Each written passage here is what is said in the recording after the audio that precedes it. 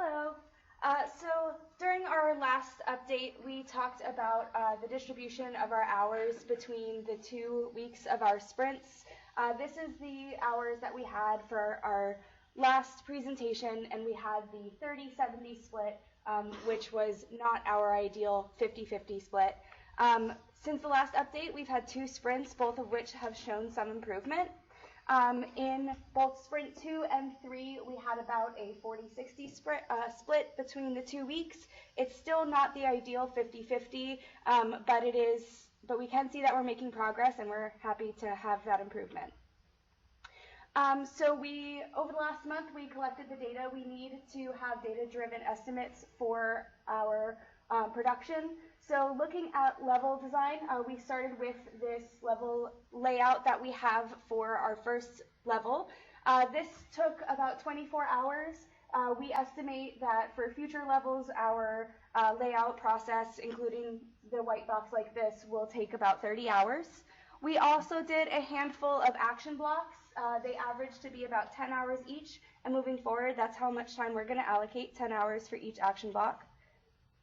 And then for set dressing and lighting for our visual target area, that took 25 hours. That area is smaller than a full level will be. However, it's more densely dressed than a playable area will be, and it also required a little bit more experimentation in terms of the set dressing. So we estimate that a level about the size and complexity of level 1 would take about 120 hours to set dress. So that being said, if we assume that we're going to have about 3 action blocks per level, we estimate that each level will take 180 hours to complete. So given the number of level designers we have and the work days for each given milestone, these are the hours we have for level designers. With our 3 months of production, we have enough level design hours to create 4 levels with an additional 72 hours available to expand some of those or invest in an additional smaller level. Our last 2 months are going to be used for alpha, so that time will be spent refining and polishing the levels created during production. We did a similar thing with our art assets. So we have a couple of animations that we did in the last month. The average amount of time spent on the animations were 8 hours. We estimate allocating 10 hours per animation moving forward. They are pretty unique because they're on the hoverboard, so we're given some good time for that. Also, in this last month, we created some large 3D assets and some medium-sized 3D assets. Our medium assets had an average of 10 hours, and our large asset took about 16. Moving forward, we're going to allocate 10 hours for medium assets and 15 hours for larger assets. Our assets are pretty detailed, so they require that time. Also, like the level design, we took a look at how many total hours we would have.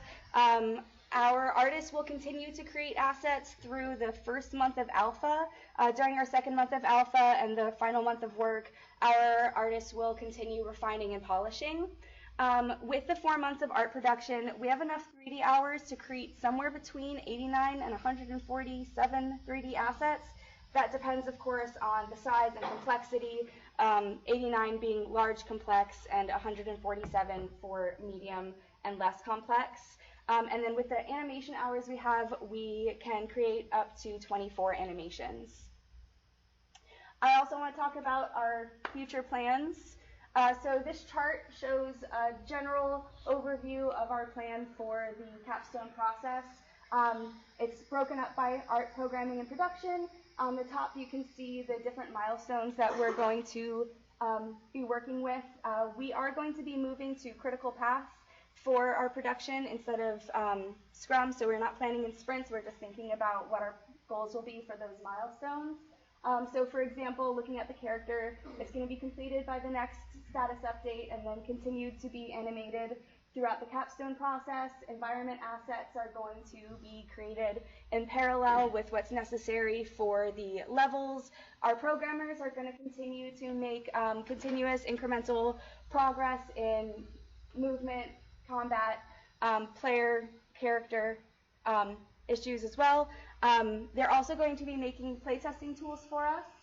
Playtesting, we're planning on doing one session per milestone. The first two are going to focus on the feel of the mechanics and the overall quality and enjoyment of the game itself. And then for level design, the development of the levels will be offset to allow different parts of the level design pipeline to progress simultaneously.